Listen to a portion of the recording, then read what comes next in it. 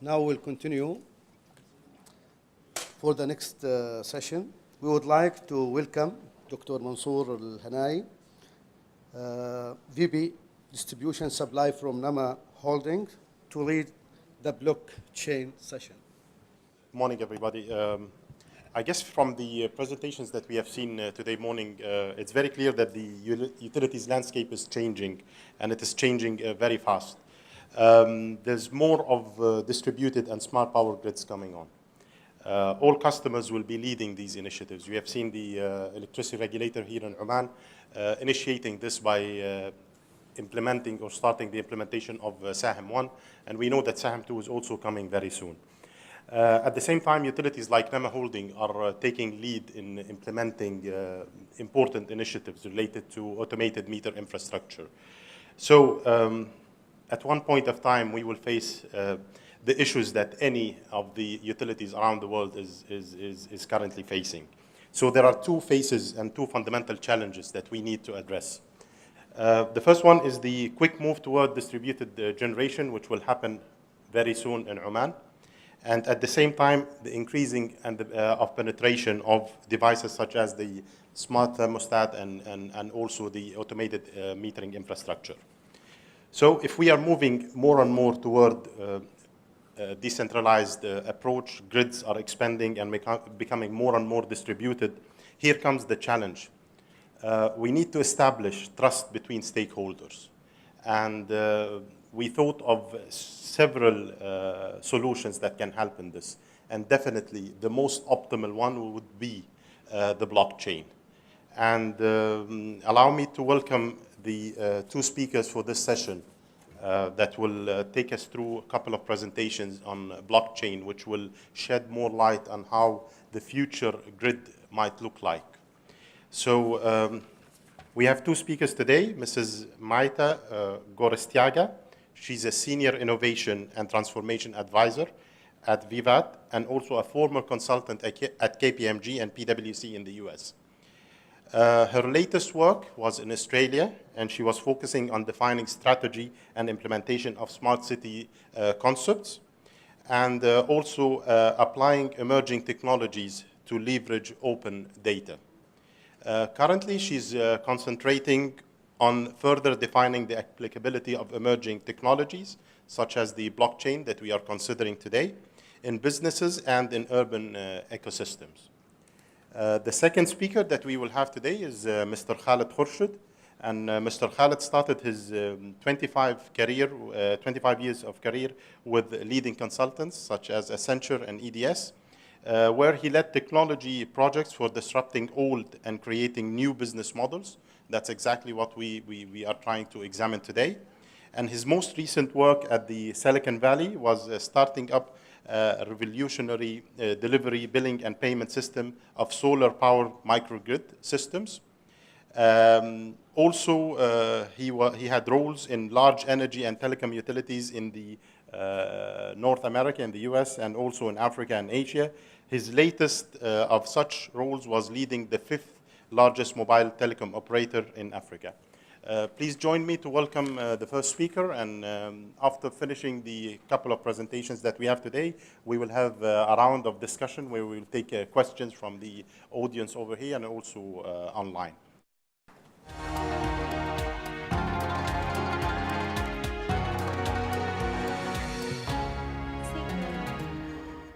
Hello, everybody. Thank you so much for having me here today. Just to give you a little bit of context of Vivat, just so you see the angle that I will be providing regarding blockchain. We help businesses establish innovation centers and bring emerging technologies on board and being able to do innovation internally on an ongoing basis. So I will be talking about blockchain today. I will explain a little bit about what it is generally. I will provide some examples in the energy sector and some examples outside of the energy sector as well. Before I get into the topic of blockchain, I just wanted to reflect a little bit on the theme of today's conference, which is harnessing the technology. Blockchain is a very powerful engine, but as we have been talking and the other speakers have been talking about, if we look at the overall ecosystem of emerging technologies and pair it to blockchain, so IoT and artificial intelligence, we start to have an increasingly powerful image of what that future ecosystem can be, powered by blockchain.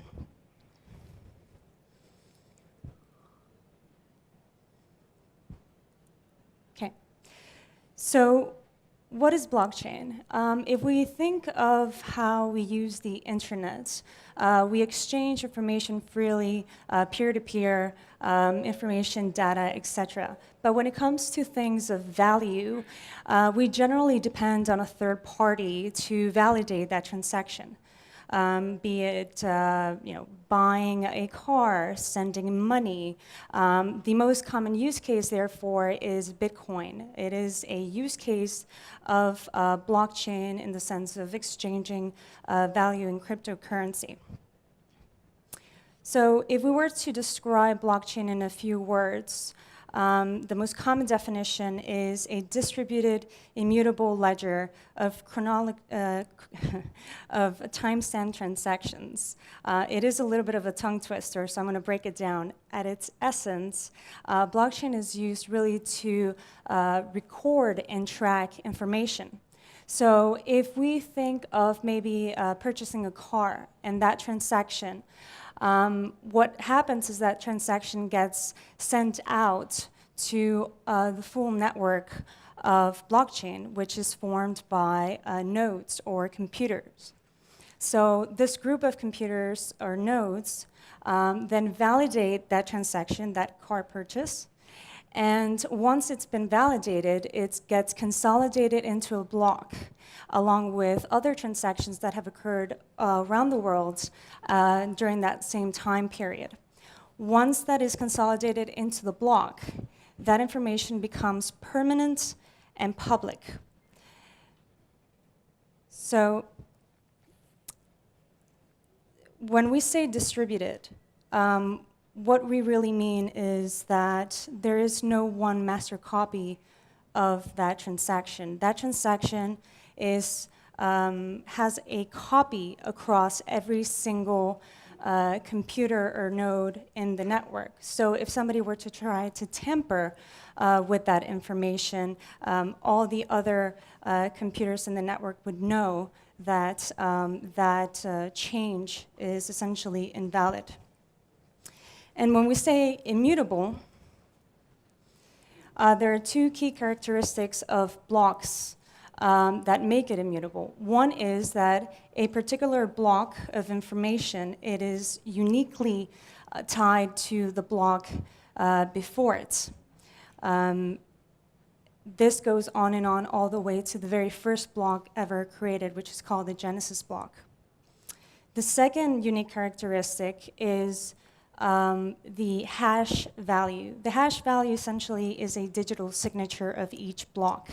So that digital signature is directly tied to the information in that block.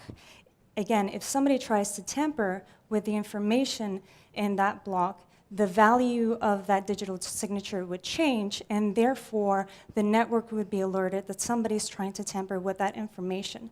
So that's what we mean by it being immutable. The last core concept that I'd like to touch on is smart contracts. And this is really kind of the more exciting part of blockchain. Blockchain is not just a way to record data, but and distribute that data, but it can also have logic inside of it.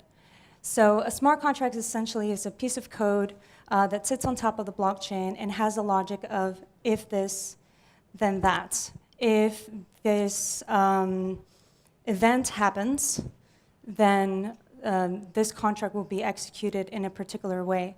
At Vivat, we've had the opportunity to work with EtherRisk, which is a platform for decentralized insurance. And an example that encapsulates all of this is that they created a platform, and we did proof of concept for them, whereby a person could buy flight insurance. They could go to the website, enter the flight that they were going to take. The smart contract would then historically look at the probability of that flight being delayed. It would give the user options as to what premiums they can select. And then once they had selected the premium, the terms of that contract were solidified. So what that means is that if that flight were to be delayed 45 minutes or canceled, because the smart contract is constantly monitoring what's happening, if it were to be delayed, it would immediately execute the contract and it would immediately reimburse that person to their bank account that they put on as they were purchasing that policy. And all of this essentially can happen without intermediaries, within minutes. So it's important to note that underlying this concept of blockchain and the reason why it is so important is because the lack of trust. As we continue to digitize our world, having trust between parties, especially when it comes to exchanging things of value, is increasingly important, and blockchain offers that. This concept of trust is actually a theme that comes up from Gartner. Gartner puts out a yearly report on emerging technologies, and it shows how they're trending in terms of maturity and their adoption. Here we see that blockchain is just past the peak of that hype and is kind of entering that area of disillusionment. And part of the reason why is because businesses tend to feel like they haven't defined the necessary use cases to really reap the value that was promised to them at the very beginning. What this means for business is that as that piece of technology initiates, we start seeing a lot of pilots. And then as that technology starts to mature, we need to start looking at how to initially roll out that piece of technology and how to actually make it into an initiative that is embedded within the organization beyond just experimental pilots. So what we're seeing in the energy sector right now is a lot of movement as far as blockchain is concerned. Startups are popping out of everywhere. There's a lot of investment happening. Governments and large corporations are partnering with startups, and it's actually creating this ecosystem of innovation and that are starting to cluster across things like peer-to-peer trading or electrical vehicle charging or wholesale trading. So what's happening is that from a very linear value chain of energy, it's starting to become non-linear, where consumers become prosumers and where energy generation is distributed. So some of the key blockchain-enabled opportunities that we can detect across the value chain, I'll just touch on a few examples here. We first off have full transparency of the data, chronological data from power generation and supply. If we start looking at IoT paired with blockchain, as we were talking about earlier, that could improve the resilience of the grid and the maintenance of the infrastructure. And probably one of the most common scenarios in retail that is talked about in the context of blockchain is peer-to-peer marketplace and microgrids, where communities are able to generate and consume energy and become somewhat autonomous. A couple of examples that I have here of actual projects that are being piloted. Share and Charge is a startup that has created a protocol whereby a charging station, the grid, and the end consumer can connect to that protocol and very quickly actually purchase energy and do so, and the set the price in a way that it is controlled by smart contracts. The Brooklyn microgrid pilot, it is in fact a microgrid that is being piloted and monitored at the moment. And as I've explained before, this essentially is a community-powered microgrid. And the interesting part of it is that also the community members can actually select the source of the energy.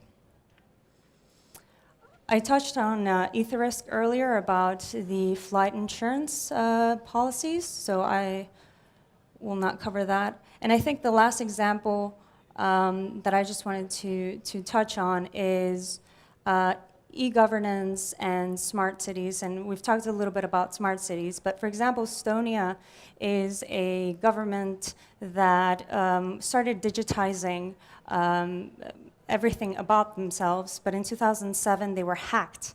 So what happens is that they immediately decided to go onto blockchain because of all the reasons that we just discussed: trust, immutability of data, traceability of data. And so right now you can become any resident of Estonia very quickly in a way that you can have pretty much access to all of its services, and it is a great example to see.